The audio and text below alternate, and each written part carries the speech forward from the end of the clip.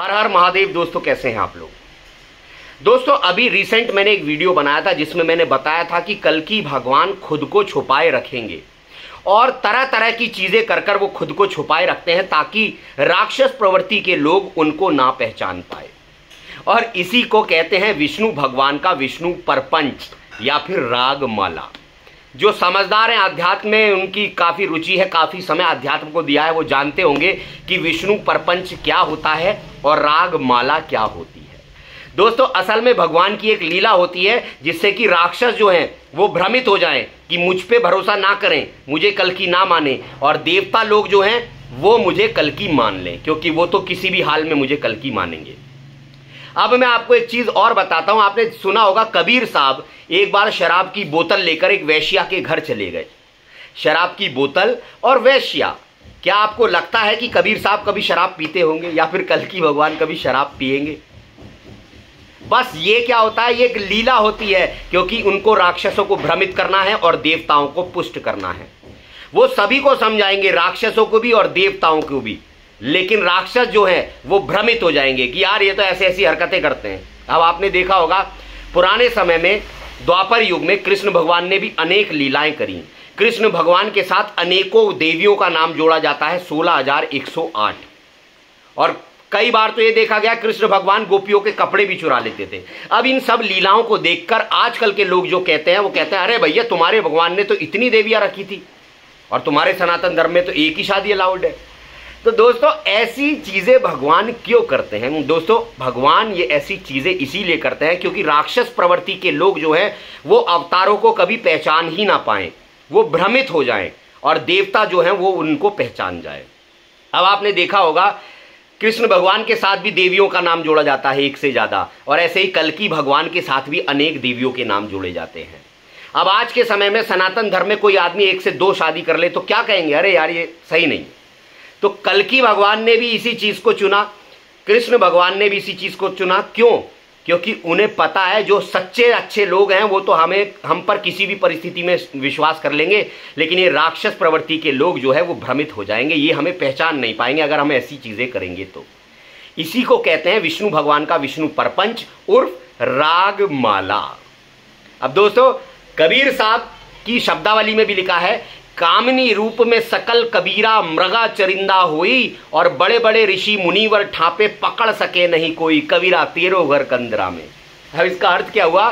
कामिनी रूप में सकल कबीरा मृगा चरिंदा हुई, यानी कबीर साहब एक बार वैश्या के घर जाने लगे तो ये हुआ कामिनी रूप में उनका खूब जाना, और बड़े बड़े ऋषि मुनि भी ये चीजें देखकर भ्रमित हो गए कि यार कबीर साहब तो ऐसी चीजें कर रहे हैं। ऐसे ही कृष्ण भगवान ने किया। अब कृष्ण भगवान को सोचते हैं लोग कि इन्होंने इतनी शादी करी। अरे भैया उन्होंने अपनी मर्जी से थोड़ा ना करी, वो तो उन स्त्रियों की मर्जी थी, वो गोपियों की मर्जी थी। तभी बोला जाता है क्या बोला जाता है, हाँ, जिम सरिता सागर में जाही और यद्य पिता कामना नाही। सागर को कोई कामना नहीं होती लेकिन नदियां तब भी उसमें जाकर मिल जाती हैं। ऐसे ही कल्कि भगवान कह लो या फिर कृष्ण भगवान कह लो, इन्हें कोई कामना नहीं है लेकिन नदियां उनमें जाकर खुद ही मिलती हैं, यानी ये देवियां जो है ये परम पिता परमेश्वर को खुद ही चुनती हैं। अब ये केवल एक लीला मात्र है जिससे कि राक्षस लोग जो हैं वो भ्रमित हो जाएं और देवता लोग जो हैं वो पुष्ट हो जाएं। अब इसको एक एग्जाम्पल से समझाता हूं आपको। जब समुद्र मंथन हुआ था तो राक्षसों ने वासुकी नाग का क्या पकड़ा था?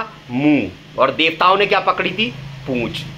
तो इसको लोग समझ लेते हैं कि सांप को ऐसे पकड़ के उसे मथा था, ऐसा नहीं है। मुंह पकड़ना होता है बात को काटना, यानी राक्षस लोग जो हैं वो कल्कि भगवान की बातों को काटेंगे, अरे हट ऐसा कुछ नहीं है।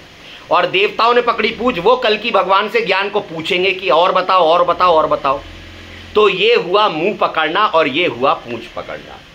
तो कल्कि भगवान कुछ ऐसा चरित्र, मैंने आपको बताया, निर्गुण रूप सुलभ अति सोई, सगुण रूप जाने नहीं कोई, और सुगम अगम नाना चरित्र सुर नर मुनि भ्रम होई। भगवान के अनेक प्रकार के चरित्र देखकर, अनेक प्रकार की लीलाएं देखकर सुर नर मुनि भी भ्रमित हो जाते हैं। तो ऐसा समझ लीजिए ये सतयुग में जैसे हम आटा छानते हैं तो छन्नी लगाते हैं जिससे कि इम्प्योरिटीज जो है, गंदगी ऊपर ही रह जाए और प्योर माल नीचे चला जाए, ऐसे ही ये सतयुग में जाने के लिए छन्नी लगा रहे हैं कल्कि भगवान। मैंने आपको बताया कुछ ऐसी चीजें करेंगे जैसे देवियों का ज्यादा होना या फिर कुछ और चीजें करना, कान में कुंडल डालकर एक लफंगे लड़के की तरह घूमना, ये सब इसीलिए करना है ताकि राक्षस प्रवृत्ति के लोग जो है वह दूर हो जाए। तो यह है सतयुग की छन्नी। और इंप्योरिटी, जो राक्षस गंदी प्रवृत्ति के लोग हैं वो उल्टा सीधा बककर नष्ट हो जाएंगे महाप्रलय में, और जो अच्छी प्रवृत्ति के लोग हैं वो नीचे निकल जाएंगे सतयुग में। अब आपने देखा होगा मैंने जो रिसेंट वीडियो डाला था उसे देखकर कितने तो मेरे सब्सक्राइबर सोच रहे होंगे अरे यार ये तो इसने बकवास कर दी, और कितने सब्सक्राइबर तो मेरे छोड़कर भी चले गए होंगे। तो ऐसा ही है, कल की भगवान को सबको सतयुग नहीं ले जाना है। सतयुग में केवल वो प्योर आत्माएं जाएंगी जो भगवान पर हर परिस्थिति में विश्वास जमाए रखती हैं। तो चाहे वो कबीर साहब हो, वो शराब की बोतल लेकर वैश्या के घर गए हों, या फिर कृष्ण भगवान हो जिन्होंने अनेक लीलाएं करी, अनेक गोपियों के साथ रासलीला करी, ये सभी कार्य केवल इसलिए करे जाते हैं ताकि राक्षस प्रवृत्ति के लोग जो है वो भ्रमित हो जाते हैं। तभी तो दुर्योधन वगैरह और सब वगैरह उन पर इल्जाम लगाते थे ये तो छलिए हैं और ये तो इतनी गोपियों से रासलीला करते हैं। क्यों? क्योंकि उन्हीं लोगों को भ्रमित करना था भगवान को। भगवान चाहते थे कि यही लोग भ्रमित हो जाएं। देखो आपको मेरी बात समझ में ना आए, कितने यहां से हॉर्न बज रहे हैं, कितनी बाइकें जा रही हैं, ये भी देख लो आप।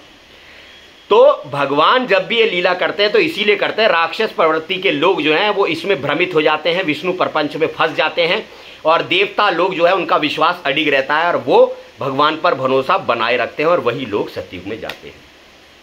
मैंने आपको बताया कमल कीचड़ में उगता है। कमल प्योर है लेकिन उग कहां रहा है? कीचड़ में। क्योंकि कीचड़ में होने से उस पर किसी की नजर ही नहीं जाती कि ये कीचड़ का फूल है, ये क्या होगा। चंदन जैसा साधु है सर पे सब संसार, बाकी अंग लिपटा रहे मन में नाई विकार। चंदन के पेड़ पर देख लो सांप लिपटे रहते हैं लेकिन उसकी खुशबू को खत्म नहीं कर पाते। ऐसे ही ये सर्प रूपी दुनिया है जो कल की भगवान के चारों तरफ रहेगी, और वो लोग उनको ऐसा मानेंगे भी लेकिन वो अंदर से पवित्र होंगे। तो भाइयों ये जो भी लीला भगवान करते हैं ये खुद को गुप्त रखने के लिए करते हैं, राक्षसों से खुद को छुपाने के लिए करते हैं। उम्मीद है आपको बात समझ में आई होगी, लेकिन बस आपसे यही कहूंगा, जाति न पूछो साधु की, पूछ लीजिए ज्ञान, और मोल करो तलवार का, पड़ी रहने दो म्यान। अर्थात कल की भगवान की वेशभूषा पर मत जाना, वो क्या कर रहे हैं उस पर मत जाना, उनके ज्ञान पर जाना कि ये ज्ञान कौन सा दे रहे हैं। तो भाइयों जैसा कि आपको पता है कि कल की भगवान वो अजन्मा शक्ति है और हम सब उनके दास हैं, उनके रहस्य को प्रकट करने में आप मेरी सहायता करें, इस वीडियो को शेयर करें और इस वीडियो को लाइक करें। लाइक करने के बाद कमेंट में एक हाइप का ऑप्शन आएगा, वहां पर जाकर हमें नंबर्स दें और हमारे चैनल को सपोर्ट करें, चैनल को सब्सक्राइब करें, वीडियो को शेयर भी कर दें। हर हर महादेव।